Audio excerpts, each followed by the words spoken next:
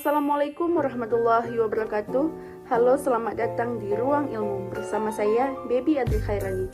Di podcast ini kita akan membahas berbagai isu penting seputar pembangunan berkelanjutan, kebijakan publik, dan tantangan masa depan. Di episode perdana ini kita akan membahas optimalisasi pelaporan berkelanjutan di sektor publik Indonesia, strategi mitigasi perubahan iklim, dan kenapa pelaporan berkelanjutan itu penting, bagaimana sektor publik bisa menjadi transparan dan bertanggung jawab menghadapi krisis iklim. Yuk kupas bareng-bareng, siapkan catatan kamu karena pembahasan kali ini akan banyak membuka wawasan.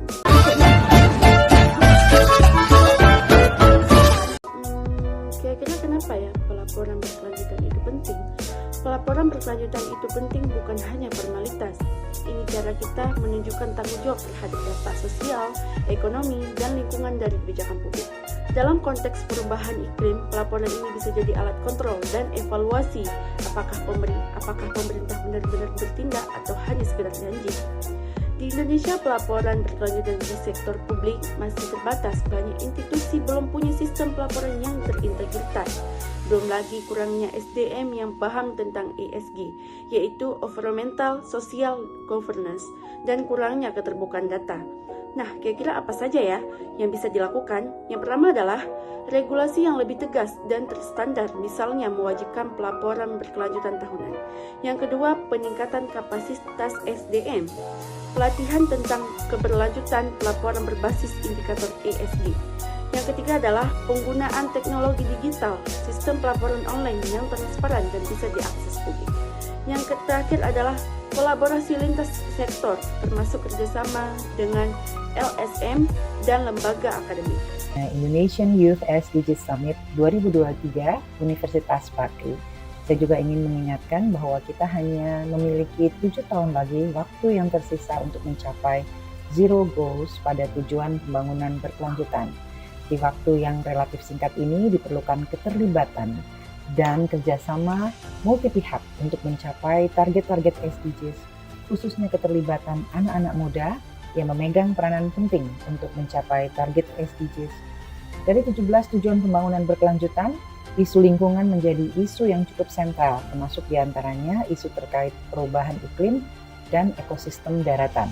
Sejak tahun 2007, DKI Jakarta telah melakukan berbagai upaya dalam aksi iklim, baik mitigasi maupun adaptasi. Tindakan ini didasarkan pada 2 rencana iklim, yaitu Rencana Aksi Regional untuk Penurunan Emisi Gas Rumah Kaca dan Adaptasi Iklim. Saat ini, DKI Jakarta ingin mempercepat aksi iklimnya menuju komitmen global nol emisi bersih pada tahun 2050 dengan menargetkan penurunan emisi gas rumah kaca pada tahun 2030 sebesar 30%. Dan target kami adalah 50% pada tahun 2030. Pemerintah Ibu Kota Jakarta baru-baru ini mengesahkan Peraturan Gubernur Nomor 90 Tahun 2021 tentang Rencana Pembangunan Rendah Karbon Daerah yang berketahanan iklim, tentang rencana aksi untuk mencapai komitmen ambisius kami dalam berkontribusi bagi NDC atau National Determined Contribution. Komitmen Jakarta dalam penanganan perubahan iklim, Jakarta sudah berkomitmen untuk melaksanakan tujuan pembangunan berkelanjutan Sustainable Development Goals sesuai dengan Perpres nomor 11 tahun 2022. Sebagaimana tadi disampaikan, berdasarkan Pergub nomor 156 tahun 2018, Jakarta juga sudah memiliki rencana aksi daerah TPD SDGs 2017-2022 yang telah dimonitor dan dievaluasi pencapaiannya pada setiap semester dan setiap tahunnya. Sementara untuk rencana aksi iklim, pada tahun 2019, Pemprov DKI Jakarta menandatangani kerjasama dengan C40 untuk mengembangkan rencana aksi iklim yang berkontribusi terhadap NDC Indonesia dan sejalan dengan Perjanjian Paris yang menjadi komitmen aksi iklim nasional dan global.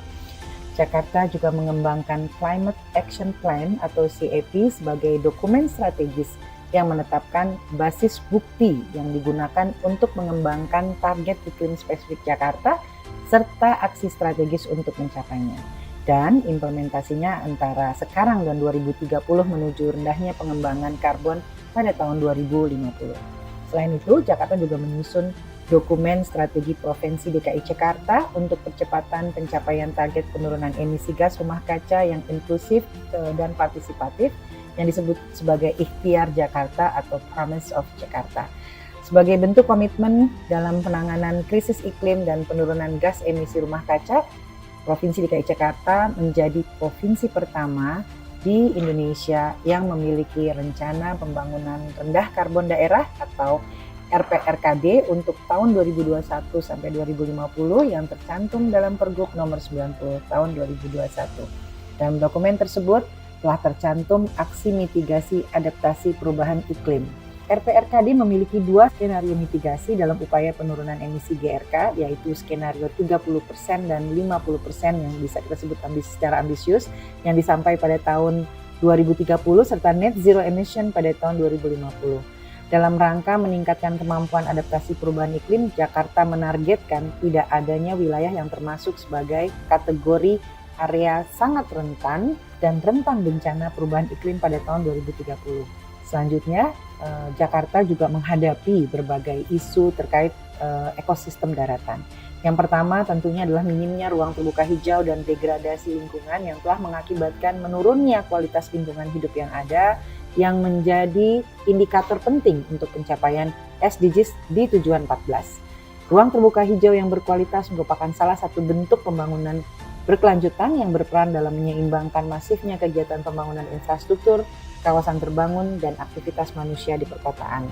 Pemprov DKI Jakarta melalui Dinas Pertamanan dan Hutan Kota telah melakukan penyusunan master plan ruang terbuka hijau yang mempertimbangkan berbagai isu antara lain ketersediaan air bersih, kualitas udara, keanekaragaman hayati, ruang interaksi dan kreativitas, serta pembentukan identitas dan ciri khas kota.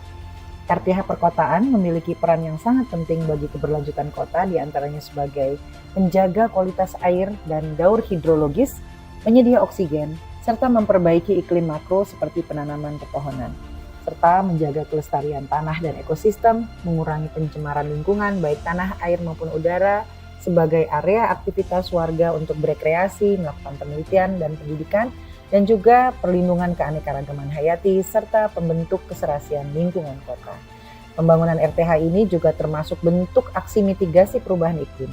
Secara lebih konkret, beberapa bentuk aksi mitigasi yang sudah berjalan diantaranya adalah yang pertama, menerapkan prinsip bangunan gedung hijau pada aset-aset milik pemerintah maupun swasta.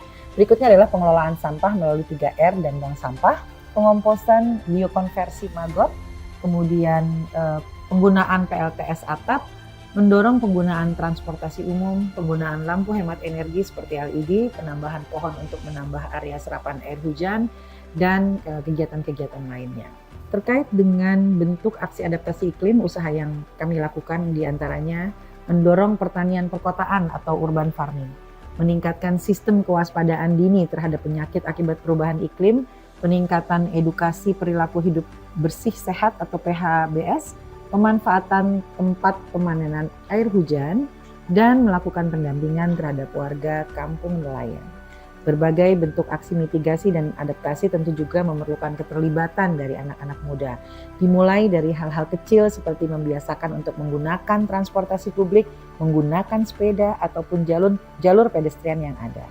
Boleh juga dilakukan dengan mulai membawa tumbler sendiri, melakukan pengelolaan sampah di lingkungannya, membawa kantong belanja sendiri, menghemat energi yang kita konsumsi, bahkan sesederhana menghabiskan makanan yang kita pesan sendiri juga bisa mengurangi jejak karbon kita. Atraksi tersebut jika dilakukan secara masif akan berdampak besar untuk lingkungan kita. Jangan lupa di aplikasi Super Apps milik Jakarta yaitu Jaki, kita juga dapat menghitung jejak karbon yang kita lakukan hari-harinya. Contoh sederhana ini bisa kita lakukan, namun bisa berdampak besar bagi masyarakat. Demikian yang bisa saya sampaikan, selamat berdiskusi. Jadi pelaporan berkelanjutan itu bukan hanya sekedar dokumentasi, tapi bagian dari solusi. Dengan pelaporan yang baik, publik bisa memantau dan pemerintahan bisa lebih akuntabel. Dari pembahasan kita hari ini, kita bisa melihat bahwa pelaporan berkelanjutan bukan hanya sekedar kewajiban administratif, tetapi juga cermin komitmen nyata terhadap masa depan bumi. Jika sektor publik tidak serius dalam pelaporan, maka strategi mitigasi perubahan iklim akan sulit terukur. Yang paling dirugikan adalah masyarakat dan generasi yang mendatang. Solusi dari saya bukan hanya soal regulasi atau teknologi, tetapi juga soal mindset bagaimana lembaga publik melihat keberlanjutan sebagai bagian dari tugas utama, bukan sebagai penyembahan. Sampai di sini dulu ruang ilmu pada hari ini. Tetap kritis dan peduli, karena perubahan dimulai dari pengetahuan.